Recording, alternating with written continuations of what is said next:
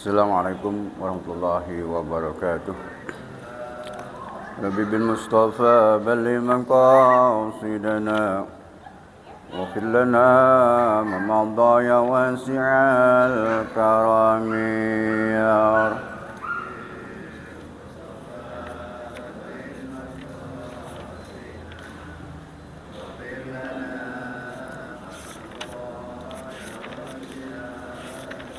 مولاي صل وسلم دائما أبدا على حبيبك خير خلق كلهم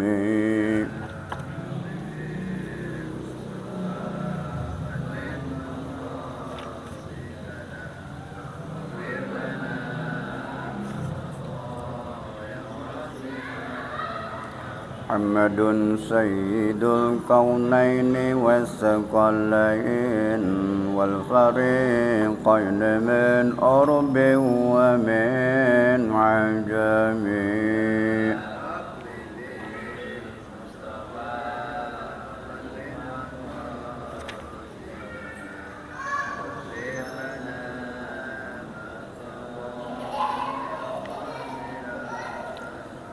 محمد ذكره روح لأنفسنا محمد شكره فرض عدا الأمم يا رب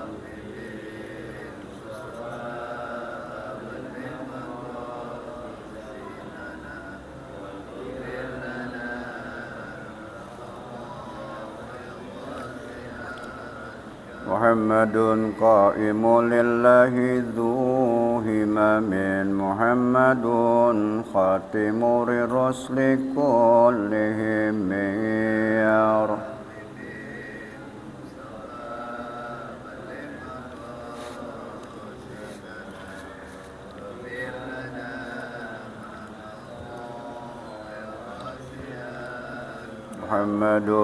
محمد بشر لك البشر بل هو كالياقوت بين الحجر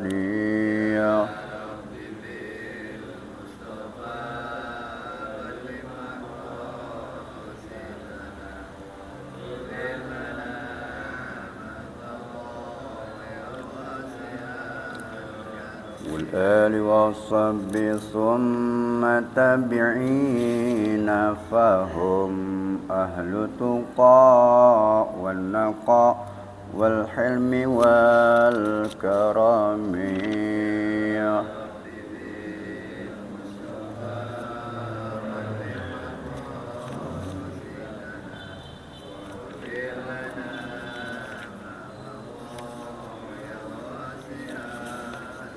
اللهم صل وسلم وبارك عليه وعلى آله الفاتحة لحضن محمد صلى الله عليه وسلم وأصحابه وأزواجه وذريته آل بيته ثم إلى روحه خصوصا المؤلف هذا الكتاب ثم إلى روح والدينا والديكم وأمواتنا وأمواتكم مشايخنا مشايخكم كافة المسلمين أجمعين شيء لله لهم الفاتحة أعوذ بالله من الشيطان الرجيم بسم الله الرحمن الرحيم الحمد لله رب العالمين الرحمن الرحيم مالك يوم الدين إياك نعبد وإياك نستعين اهدنا الصراط المستقيم صراط الذين أنعمت عليهم غير المغضوب عليهم ولا الضالين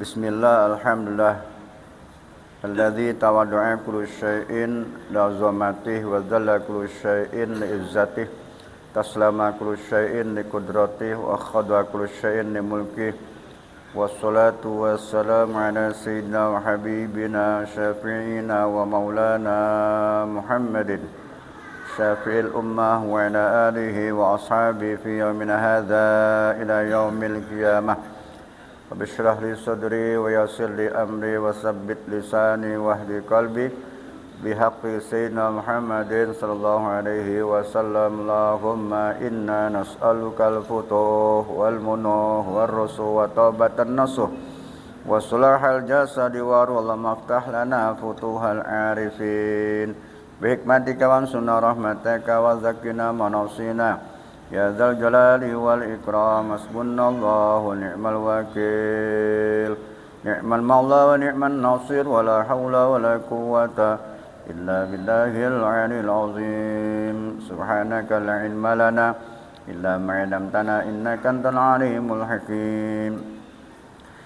Ba'du hadirin mukaramun, para ilim ulama, para asatidah, para guru, para hujaj, segenap pengurus masjid Nurul Amal, khusus yang sama-sama kita hormati dimuliakan Allah Subhanahu wa taala, Ustaz Haji Bapak Ahmad Khoriri, kita doakan sehat selalu, panjang umur, ilmunya berkah, berkah dunia dan akhirat, dan kita semua yang hadir senantiasa mengharap kepada Allah Subhanahu wa taala mendapatkan cucuran rahmat dan maghfirah dari Allah Subhanahu wa taala.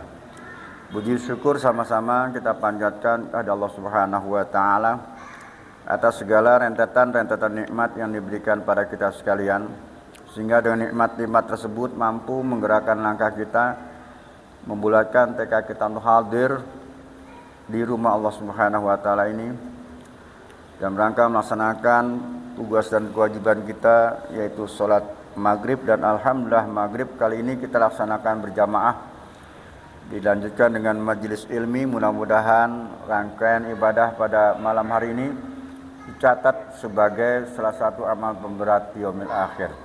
Sholawat ma'asalam semoga tercurah kepada kecintaan kita baginda Nabi besar kita Muhammad sallallahu alaihi wasallam, keluarga dan para sahabatnya. Semoga kita termasuk umat yang selalu istiqamah menjalankan syariatnya dan selalu mengharapkan syafaatul uzma di yaumil kiamat kelak.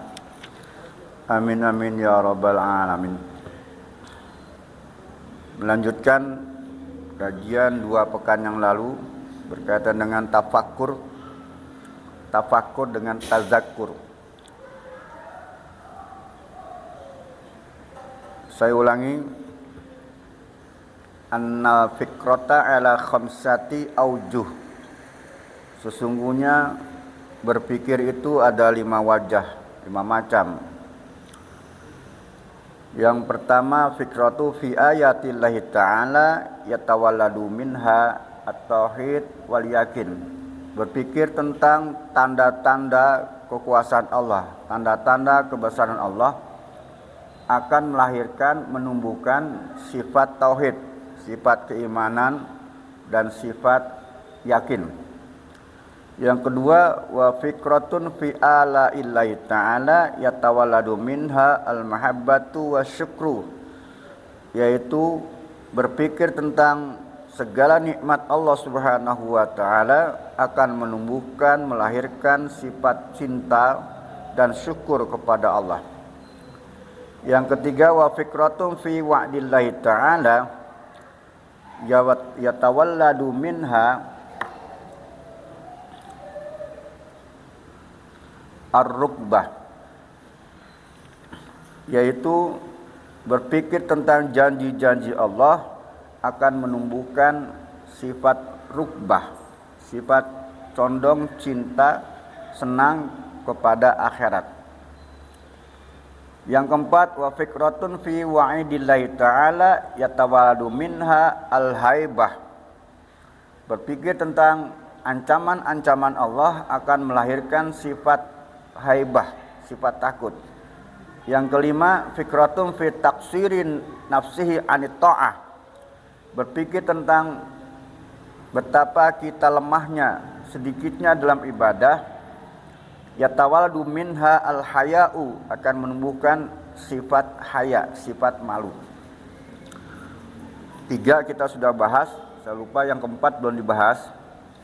Jadi yang keempat, wa fikratu fi wa'idillahi ta'ala. Kemarin tentang berpikir tentang janji-janji Allah. Sekarang berpikir tentang ancaman Allah. Berpikir tentang ancaman Allah, yatawaladu minha al-haibah, akan menumbuhkan sifat haibah ini sama dengan khauf, sama dengan khasyah, sinonimnya sama dengan wajal. Maknanya adalah takut. Di dalam Al-Qur'an Allah Subhanahu wa taala banyak menceritakan tentang neraka. Surga dengan neraka. Bahkan ada yang menulis dan mentafsirkan di dalam bentuk tematik. Jumlah surga dengan neraka itu sama-sama ada kata-katanya ada 55. Surga 55, neraka 55 kalau nggak salah. Seimbang. Sebagaimana Allah Subhanahu wa taala menerangkan wa innal fujjara lafi jahim. Dan sungguhnya bagi fujar, fujarnya artinya orang mujrimin, durhaka. Lafi jahim itu berada di dalam neraka jahim.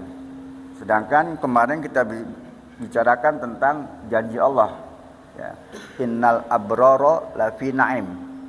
Sungguhnya orang-orang abror, orang-orang yang patuh tunduk, orang baik itu berada di surga Jannatun Naim. Sedangkan orang-orang fujar tadi, wa innal fujjara lafi jahim, yaitu sungguhnya orang-orang yang durhaka berada di dalam neraka jahim. Ada satu dialog antara penduduk surga dengan neraka.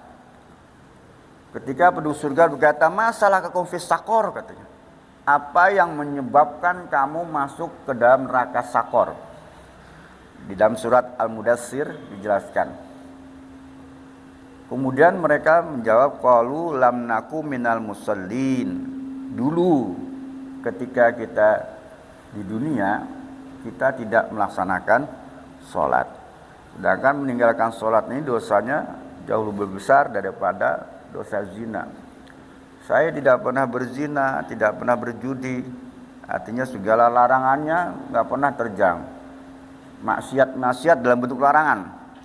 Sebab maksiat bisa bentuk larangan diterjang, begitu juga bentuk perintah diterjang. Ada orang nggak pernah maksiat dalam bentuk larangan, semua afif ya, afif artinya terpelihara.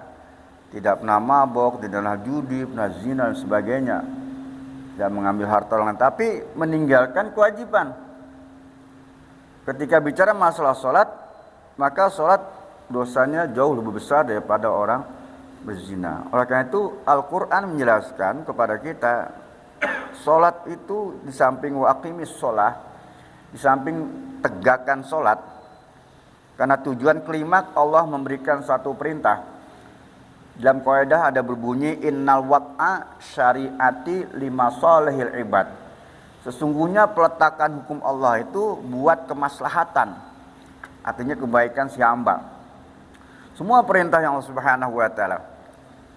Sedangkan semua larangan itu pada hakikatnya kalau terjang akan menjadikan suatu mudarat, jadi bahaya buat si hamba. Nah, klimak kenapa diperintahkan sholat ini? Sebagaimana dalam surah Al-Ankabut ayat 45, wa aqimis sholah inna sholata tanha anil fahsya'i wal munkar. Tujuannya situ. Tegakkanlah sholat, dirikanlah sholat. Sungguhnya sholat itu mampu mencegah perbuatan keji dan mungkar. Kalau seandainya ada orang tetap sholat tapi melakukan perbuatan keji dan mungkar, maka perlu diperhatikan tentang sholatnya. Apakah sholatnya hanya sekedar melaksanakan kegiatan ritual? Artinya bagaimana? Yang penting saya sholat, gugur kewajiban, nggak salah. Tapi asar, pengaruh sholat itu di dalam kehidupan tidak nampak bekas-bekasnya. Oleh karena itu Allah Subhanahu wa taala mengisyaratkan dalam surat Al-Baqarah masalah 238 itu hafizu ala sholawati wa sholatil wusta. Jagalah oleh kalian sholat 5 waktu. Wa sholatil wusta dan sholat wusta. Ada mengatakan sholat wusta ini adalah sholat subuh. Ada mengatakan sholat asar. Artinya waktu yang pertengahan ini yang waktu sulit. Wa qumu lillahi qanitin. Dan kerjakanlah sholat dengan ikhlas. Ya, karena Allah. Qanitin dengan khusyuk, konsentrasi. Nah, menjaga sholat yang 5 waktu. Syariatnya adalah Allah Subhanahu wa taala menugaskan kepada umat Nabi kita Muhammad sallallahu alaihi wasallam yang sudah menjadikan suatu kewajiban ketika dia diikat dengan satu janji. Akidah ini kan artinya mengikat, ya. Ketika dia janji asyhadu alla ilaha illallah la ma'budu bil haqqi fil wujud illallah, maka ketika ada suatu perintah maka hendaknya dikerjakan, ya. Ketika dia menyatakan kepada hambanya Allah Subhanahu wa taala, Allah tidak maksa supaya manusia itu masuk Islam, enggak, karena Islam itu tidak ada paksaan, la ikraha fid din. Tapi ketika dia masuk ke dalam Islam, Allah tuntut janjinya. Mana loyalitasnya ketika mengikrarkan janji bahwasanya tidak ada zat yang wajib sembah kecuali Allah. Allah minta buktinya. Maka sholat ini hendaknya dijaga, artinya dilaksanakan. Apalagi sholat wusta tadi, ya, kaitan subuh. Nabi kita Muhammad SAW menjelaskan sholat subuh ini pahalanya memang berbeda dengan yang lain. Walaupun setiap sholat ada pahalanya, ya, tapi ada yang paling sulit. Karena pada saat Nabi SAW menjelaskan orang yang meninggalkan sholat subuh ini akan mempunyai predikat seperti orang-orang munafik, gitu. Sehingga di dalam hadis Nabi SAW menjelaskan sholat subuh ini berbeda dan dipersaksikan langsung ketika ada aplusan antara malaikat malam dengan malaikat siang. Jadi pada malam ini malaikat malam ini bertugas. Mulai kapan? Mulai asar tugasnya. Ya ta'aqabuna fikum malaikatum bil laili wa malaikatum bin nahar.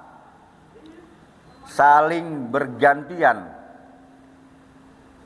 di dalam keadaan kamu, yaitu malaikat malam dan malaikat siang. Wa yajtami'una fikum bis salatil asri was salatis subhi.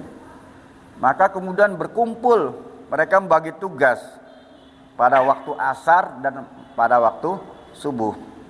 Sumaya aruju alatibata. Kemudian yang sore tadi itu kemudian naik. Allah perintahkan. Sampai kapan? Sampai subuh. Maka sampai subuh sebelum dihapuskan, Allah Subhanahu wa taala menanya, ya, bagaimana hambaku ketika kamu tinggalkan? Lima zaka abdi, ya, lima taroktum. Apa kata malaikat?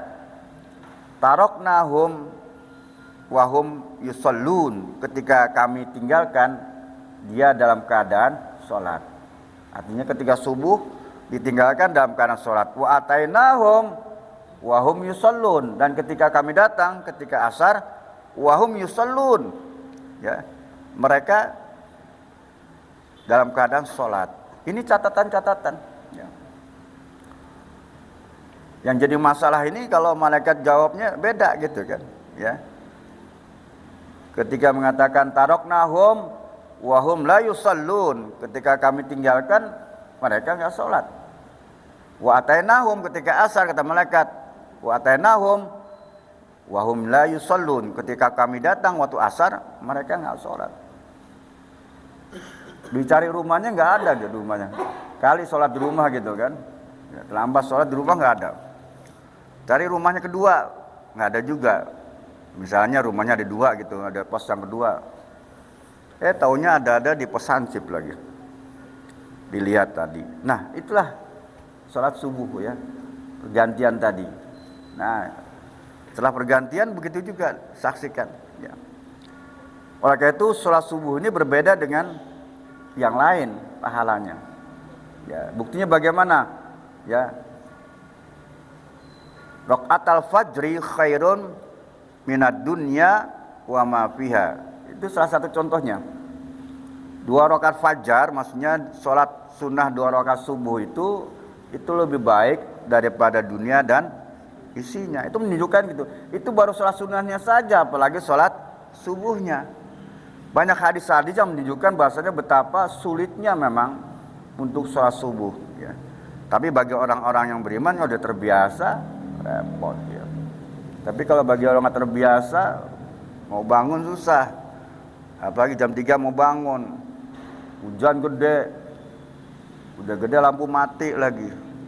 Bini deketin, nggak jadi sholatnya dia itu. Bangun-bangun kesiangan gitu.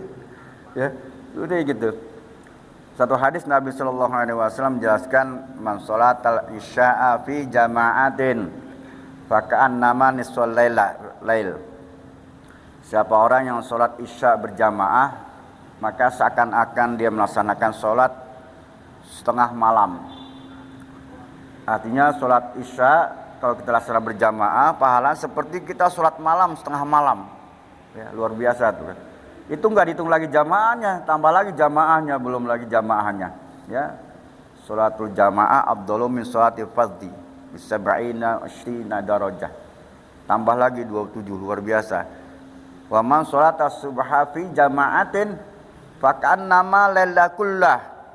Siapa orang yang sholat subuh secara berjamaah, maka seakan-akan pahalanya dibangun satu malam penuh. Itu kan luar biasa. Ya. Makanya ada suami dibangunin istrinya, bang sholat subuh udah azan tuh, nur amal gitu, udah azan. Nggak sholat ah. Kenapa nggak sholat? Semalam udah sholat malam gitu kan, sama aja sholat subuh gitu kan. Ya, itu. Wa fi riwayatin ukhra, di dalam riwayat ini katakan man sholatal fajr fi jama'atin, siapa orang yang sholat subuh secara berjamaah, summa qa'ada, kemudian dia duduk, yadhkurullah ta'ala, dia berzikir kepada Allah. Karena zikir ini bisa dalam bentuk baca Quran, Pak. Baca Quran termasuk zikir, maka ada hadis katakan afdhalul zikri la ilaha illallah. Wa fi riwayatin afdhalul zikri qiraatul Quran. Seutama-utama zikir kalimat la ilaha illallah, dan seutama-utamanya zikir adalah membaca Al-Quran. Ada 2 hadis, Pak ya. Sama-sama tuh. Nah, maka ketika bicara zikir, baca Quran bisa berzikir, atau zikir dengan kauliyah, zikir lisan kita, ya, lisan kita zikir, atau dalam bentuk taklim, itu termasuk zikir mengingat Allah. Maka kadang summa qa'ada yadhkurullah ta'ala hatta tatwa syamsu, maka kemudian duduk berzikir kepada Allah sampai matahari muncul. Summa shalla rakaatain, kemudian salat 2 rakaat. Artinya salat isyraq. Kanat lahu kahujjatin wa umratin tamah. Maka baginya akan mendapatkan pahala seperti haji dan umroh secara sempurna. Itu janji Allah Subhanahu wa taala. Maka betapa ruginya kita. Ya, makanya harus ada giro semangat supaya investasi pahala kita ini bertambah banyak. Sebab Bapak-bapak sekalian, kalau pahala kita ini banyak, ini pahala ini bisa menghancurkan dosa kita di masa lalu. Ya. Nanti bisa dilihat di dalam soal Furqan ayat 70 masalah. Illa man taba wa amana wa amila amalan salihan fa ulaika yubadilu sayiatim hasanat wa kannallaha ghafurur rahim. Kecuali mereka orang yang bertobat, tobatnya kemudian memperbarukan imannya, diputihkan. Wujud iman itu dengan amal soleh, ya. Kecuali yaitu Allah Subhanahu wa taala, ya, akan mengganti kejelekan dengan kebaikan. Maksud kebaikan itu akan bisa menghapuskan kesalahan-kesalahan kita. Jadi ada 3 cara Allah menghapuskan dosa. Dengan al-jami katanya. Al-jami semua pahala dikumpulkan. Nah, pahala ini dilihat dari pahala misalnya 10.000, ternyata dosanya 5.000, itu bisa dihapuskan otomatis. Yang kedua bisa dengan taubatan nasuha kalau dosa besar. Kalau dosa kecil dengan istighfar. Atau dosa-dosa kecil dengan sholat satu dengan sholat lainnya, ya. Atau yang ketiga, Allah menguji dengan berbagai macam musibah. Kemudian dia sabar, hubun nafsi ala maqtaqdil aqlu wa syar'u. Maka Allah akan mengangkat derajatnya dengan pahala. Ini cara Allah. Jadi pada dasarnya ketika Allah Subhanahu wa taala merintahkan kepada hambanya untuk memerintahkan semacam ini, maka musratu fil khairat. Kita kembali. Jadi ancaman-ancaman Allah itu, berpikir tentang wa fikratu fi wa'dillahi ta'ala yatawalladu minha al-haibah. Berpikir tentang ancaman-ancaman Allah akan melahirkan menumbuhan sifat haibah. Jadi sekali lagi haibah, khauf, khasyah, wajal sama. Ya. Di sini dijelaskan Syekh Nawawi Al-Bantani menjelaskan asul khauf ma'rifatul qalbi. Asal kata khauf, ya, takut itu adalah ma'rifatul qalbi. Artinya pengetahuan hati. Bijalalillahi ta'ala, dengan mengagungkan Allah Subhanahu wa taala. Wa ginahu an jamil khalqi, dan meyakinkan bahwasanya Allah Maha Kaya dari semua makhluknya. Wasyadidi iqabihi, dan maha dahsyat hukuman Allah Subhanahu wa taala. Tapi liman asahu, bagi orang yang bermaksiat. Kalau tidak bermaksiat, nggak mungkin Allah memberikan satu sanksi. Makanya ada kata ulama tasawuf, kenapa kita takut terhadap neraka kalau kita nggak bermaksiat? Neraka itu bagi orang-orang yang melanggar. Kalau kita nggak melanggar, ya, kenapa takut? Sama Pak, kalau kita naik mobil, naik motor, ya, SIM bawa, peralatan semua lengkap lah gitu kan. Ada razia, kenapa takut? Nggak apa-apa kan, lewat aja kan. Yang takut itu nggak bawa SIM, pajaknya mati, atau takut, ya, ada pelanggaran kan. Nah begitu dengan Allah.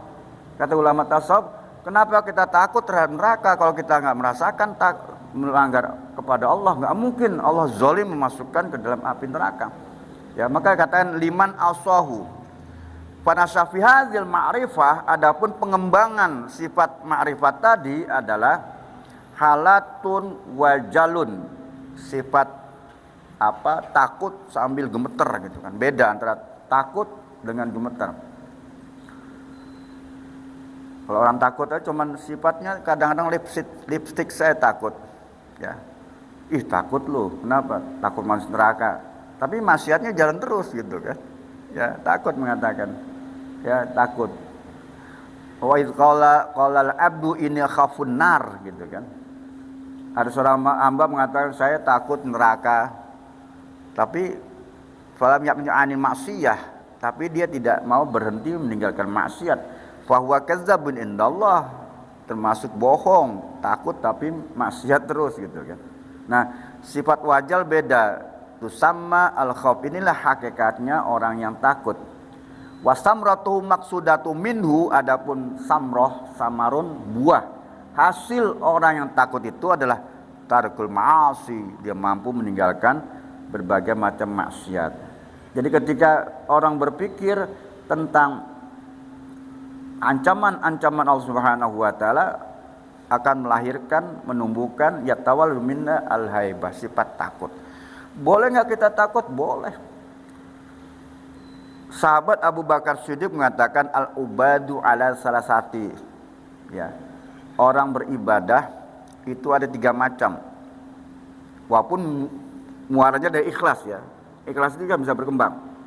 Pertama, wasinfun ya'budunallaha fi sabilil khauf. Nah, itu.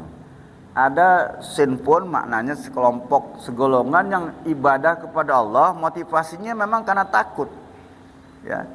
Yang kedua, wasinfun ya'budunallaha ta'ala fi sabilir roja. Ada orang, sekelompok orang yang beribadah kepada Allah karena motivasinya karena roja. Wasinfun ya'budunallaha ta'ala fi sabilil hub. Ada sekelompok orang yang ibadah kepada Allah karena cinta motivasinya. Boleh nggak khauf? Boleh. Yang disebut khauf ini khauful azab, takut terhadap hukuman Allah, azab Allah, sehingga akan menimbulkan buat orang tadi ihtiyat. Dalam fikih ihtiyat itu artinya hati-hati, ya. Hati-hati. Wa yarahu, ya, bahwasanya dia memandang gua maksumatin anil maksiyah, memandang bahwasanya dirinya enggak maksum nih, enggak terpelihara dari dosa, sehingga timbul hati-hati. Nah, sifat khauf ini karena hati-hati tidak mau terjebak melakukan perbuatan-perbuatan tersebut. Tapi namanya manusia, tempatnya salah, tempatnya lupa, lalai, terjebak. Maka dalam surat Ali Imran 135 buru-buru bertobat. Walladzina idza fa'alu fahishatan aw zalamu anfusahum zakarallahu fastaghfiru lidzunubihim wa may yaghfiru dzunuba illallah wa lam yusiru ala ma fa'alu wa hum ya'lamun. Yaitu orang-orang takwa ketika terjebak melakukan dosa besar dan kecil, ingat kepada Allah dan minta ampun kepada Allah. Karena tidak ada yang bisa mengampuni dosanya apabila dia dosa yang hubungannya kepada Allah. Kemudian dia tidak akan mengulangi perbuatan itu karena dia tahu. Nah, itu solusinya bagi orang yang sudah terjebak ya melakukan perbuatan-perbuatan maksiat tadi. Jadi intinya adalah berpikir tentang ancaman-ancaman Allah ini akan menumbuhkan sifat daripada takut kepada Allah Subhanahu wa taala. Kemudian ketika orang motivasinya karena roja, diperbolehkan karena makna roja ini mengharap. Yang disebut mengharap ini roja rahmati, mengharap rahmat dari Allah. Yang ketiga motivasi cinta boleh ya. Karena cinta ini di dalam Al-Quran dikatakan walladzina amanu asyaddu hubbalillah. Sesungguhnya orang-orang beriman itu mereka sangat cinta kepada Allah. Orang beriman. Mana buktinya? Kata Nabi SAW, ada buktinya orang-orang yang cinta kepada Allah. Sidqul mahabbati ala salasati aqsamin, kata Nabi. Bukti cinta kepada Allah itu ada 3. Yang pertama ayyara mujalasata habibihi ala mujalasati ghairihi.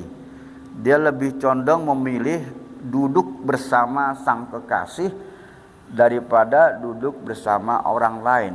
Yang kedua ayyakhtara kalama habibihi ala kalami ghairihi. Dia lebih memilih berbicara bersama sang kekasih daripada berbicara kepada orang lain. Yang ketiga ayyara ridha habibihi ala ridha ghairihi. Dia lebih senang redha kepada sang kekasih daripada orang lain. Itu bukti daripada cinta. Jadi bukti cinta kepada Allah ini ya sifat mahabbatullah. Jadi ini motivasi boleh. Kedatipun muaranya langsung memang semua ibadah ini karena Allah. Demikian Bapak-bapak bahagia kaitannya dengan berpikir tentang ancaman-ancaman Allah ini akan melahirkan menumbuhkan sifat takut. Ya.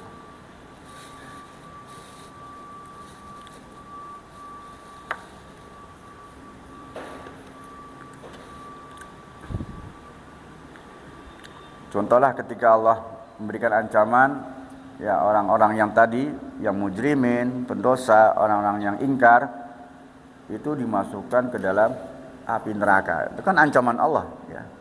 Artinya kalau melanggar ini loh ya hukumannya semacam ini. Contoh di dalam surat Toha. Wa man a'radu an dzikri fa inna lahu ma'isyatan dhanka.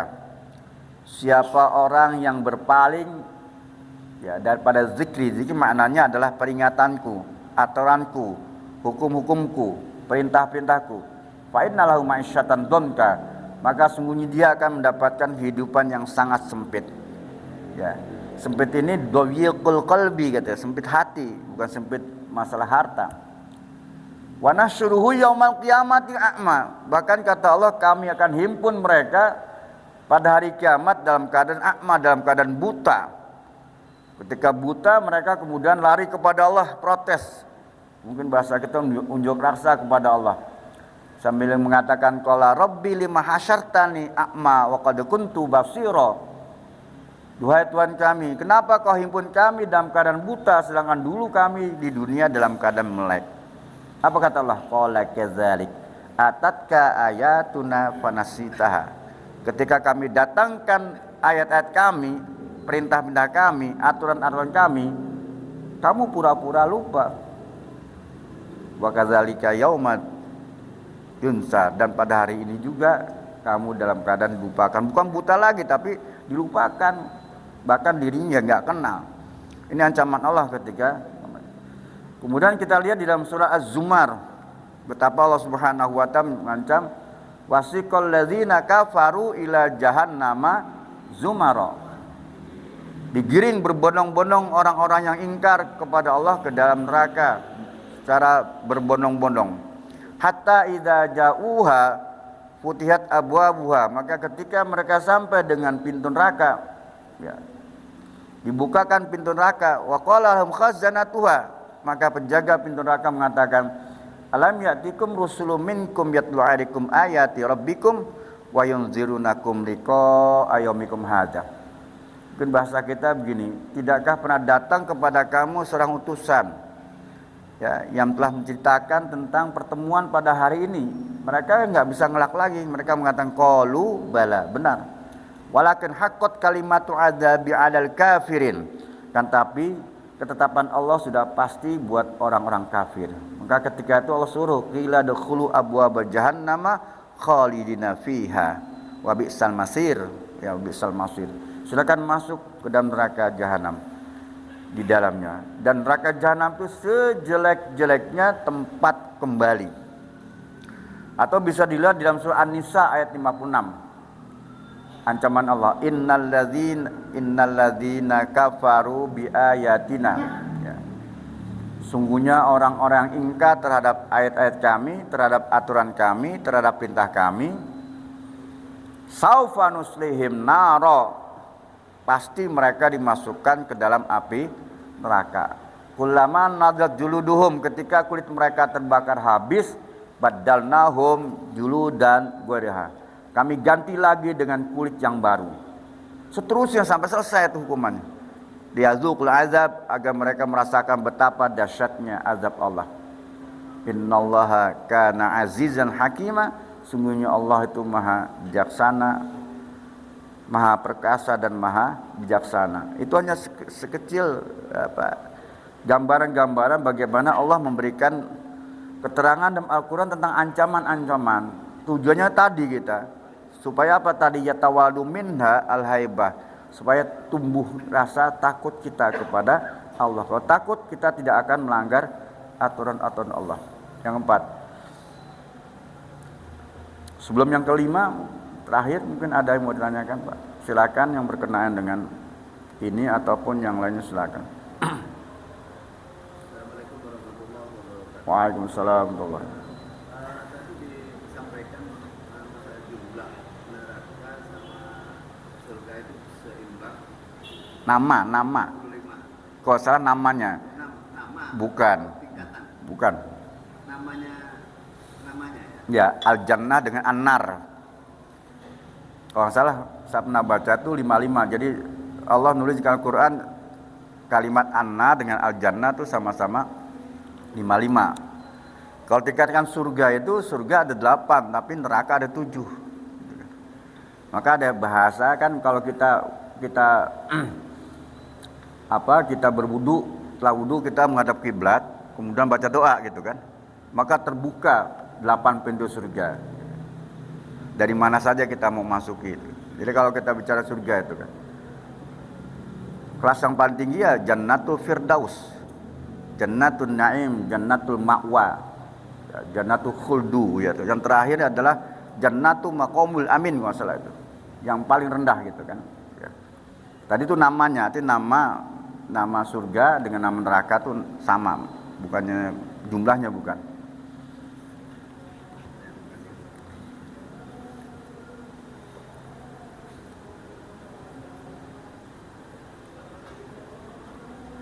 Ya.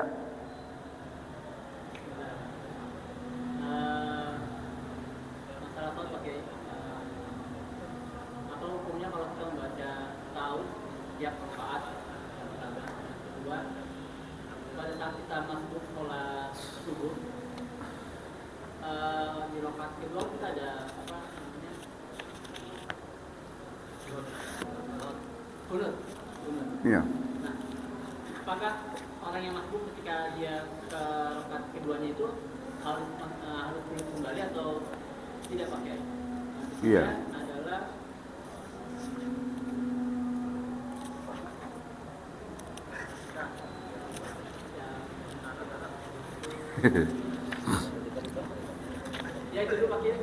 Iya. Iya. Ista'id di dalam sholat, ya, itu disunahkan. Ya, disunahkan, cuman dibacanya dalam keadaan sir. Tapi seandainya sholat 4 rakaat, kalau sekali saja kita ista'id, itu mewakili daripada 4 rakaat tadi. Salah satunya. Tapi kalau mau pakai semuanya, itu lebih utama karena menambah pahala. Berkata. Kedua, kunut. Arti kunut apa sih? Kunut artinya apa? Hah? Enggak, artinya kunut apa? Hah? Artinya kunut dulu, kunut artinya apa? Kunut artinya apa? Kunut itu doa sambil berdiri. Ya, itu namanya kunut. Jadi cara kunut pun itu ada 3, ya. Yang kita muhadzab itu ada 3. Dibaca imam, ya, dibaca zahar, ya. Kalau dibaca zahar, makmumnya mengaminkan, atau dibaca sir, ya.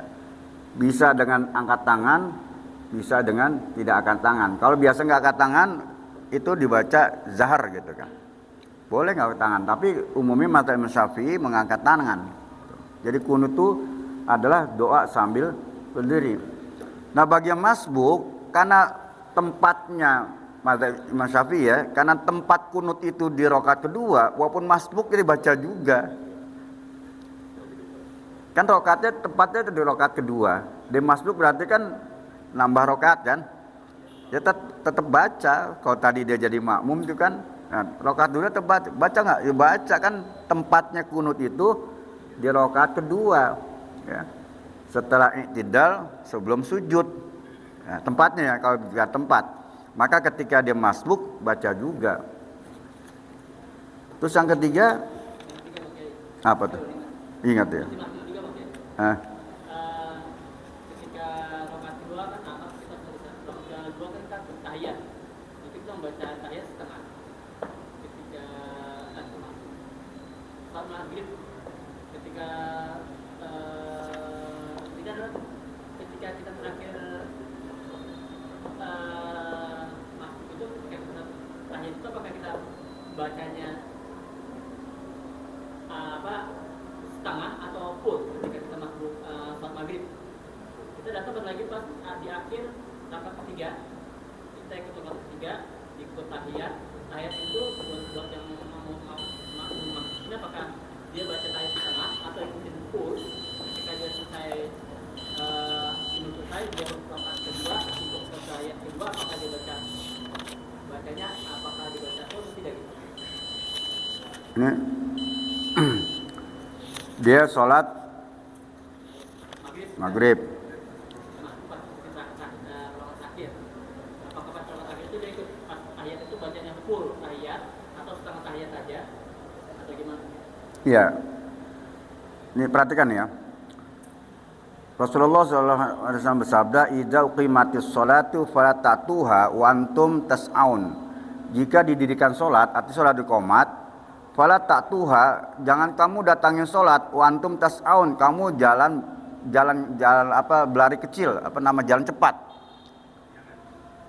Misal di rumah nih, ya mau mendekat, lo komat, wah mau ngambil fadilah jamaah, lo lari ngos-ngosan, gitu. Kata Nabi jangan, ya. Waktuha wa antum tamsun, maka datangin sholat itu kamu dalam keadaan berjalan. Kenapa demikian? Wa'alaikumus sakinah, agar kamu ketika datang tempat sholat itu dalam keadaan tenang. Coba kalau buru-buru mau ngambil fadilah jamaah, baru Allahu Akbar ngos-ngosan, bagaimana dalam khusyuk? Karena khusyuk ada 4, hudurul qalbi, syu'udul aqli, hati hadir, akal menyaksikan. Ya, itu kan begitu kan.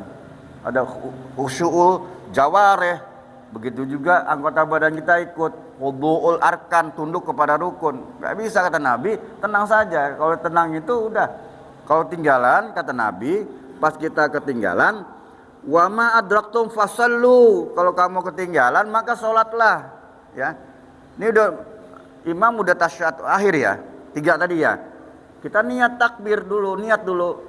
Ya, kalau pakai usul sholiful bagi Allahu Akbar, baru Allahu Akbar lagi, baru ngikutin. Mau dapat setengah, mau apa-apa, tetap kita udah kalah satu, ibarat perang kalah satu. Ya, kenapa? Kita naik lagi tetap 3 sholatnya. Ya, baca setengah nih, ngikutin bagaimana? Baca setengah kita langsung, kalau imam udah salam baru kita naik ke atas, walaupun kita baru baca tadi, kita baca gitu, baca terakhir gitu nggak habis ya, karena nggak habis kan, misal baru at-tahiyatul mubarakatul, imam udah salam, udah naik kita ke atas. Nah ke atas kita dari mulai lagi tuh, kita nggak dapat adrok tuh, nggak dapat rakaat kecuali imam lagi ruku ya, ketika ruku kita ikut ruku, wa idza raka'a yarka'u kan, apabila imam ruku kamu ikut ruku, itu dapat tuh. Sebelum imam i'tidal ke atas, kita masih dalam keadaan manteng, itu rakaat satunya sampai ya. Tapi kalau tadi udah tetap kita kalah 1 rakaat, atau sebaliknya ketika imam ruku kita meruku barengan tuh, salingan, imam naik kita ruku gitu kan, itu kalah, bahasanya kalah 1 tetap ya kita. Tapi kalau dalam keadaan imam ruku kita ikut ruku masih kebagian, itu 1 rakaatnya dapat ya, kata Nabi gitu ya. Maka apabila jumpai imam sholat, fasallu, sholatlah, wa ma fatakum watimu, dan apa yang kamu luput yang tinggalkan, fatimu, sempurnakan. Kalau tadi sih bukan sempurnakan lagi, 3-3-nya emang kalah 3 dia kan ya, jadi gitu ya. Dia ikut 1 rakaat pakai. Hah? Dia ikut dari awal itu 1 rakaat sampai dia tahiyat. Tahiyat itu apakah dia bacanya full ikut imam atau setengahnya aja gitu? Karena dia ketinggalan tahiyat yang rakaat kedua. Dia ikut di rakaat dia ikut. Enggak, katanya tadi datangnya pas tasyahud. Ini datangnya nih, coba dah, datangnya kemana dulu? Pelan-pelan ngomongnya. Datangnya itu dia pas dia 1 rakaat. Hah? 1 rakaat terakhir. Berarti rakaat ketiga datangnya. Oh gitu. Dia ikut tasawuf itu apakah dia baca yang full ikut setelah imamnya, Mm-mm. ataukah dia setengahnya aja gitu kan? Oh, baca sempat. Kalau keduanya setengah. Ya. Ketiga baru full gitu. Ya kalau mau ikutin 1 aja baca setengahnya aja, jangan sampai habis. Ya. Karena berkaitan itu kan dari rukunya tadi ya. Tadi dikatakan macam itu. Biasanya kalau dalam keadaan begitu, itu tergantung, kalau imamnya udah salam, buru-buru kita naik gitu kan. Ya, jadi kembali lagi, kalau kata Nabi, wa ma fatakum fa'atimu, maka apa yang luput, yang apa kamu luput, fa'atimu, sempurnakan. Maksudnya kalau ketinggalan 2 rakaat ya sempurnakan, tambah lagi 2 rakaat. Itulah nasibnya orang masbuk. Nasib, tapi masih gitu. Waalaikumsalam.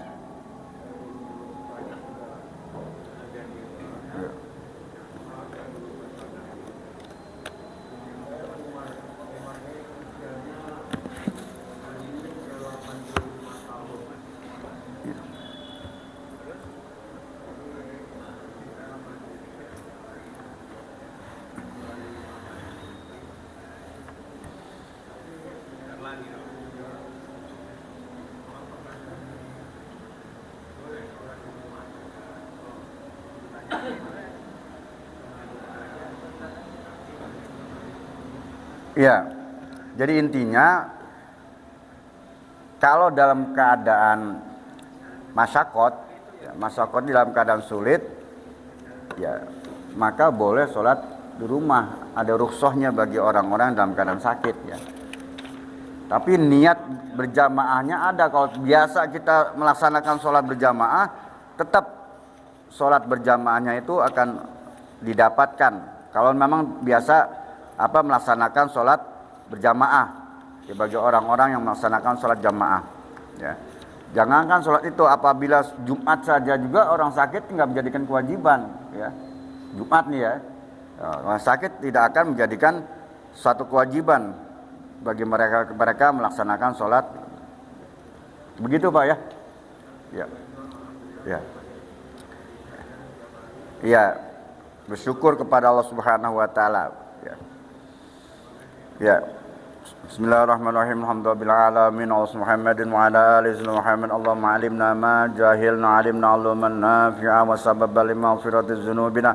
Allahumma hdina min indik wa fin alaina min fadlik wa ansur alaina min rahmatik wa ansur alaina min barakatik wal bisna libasa afik wa afiatik fid dunya wa dunya wal akhirah. Rabbana atina fid dunya hasanah wa fil akhirati hasanah wa qina adzabannar.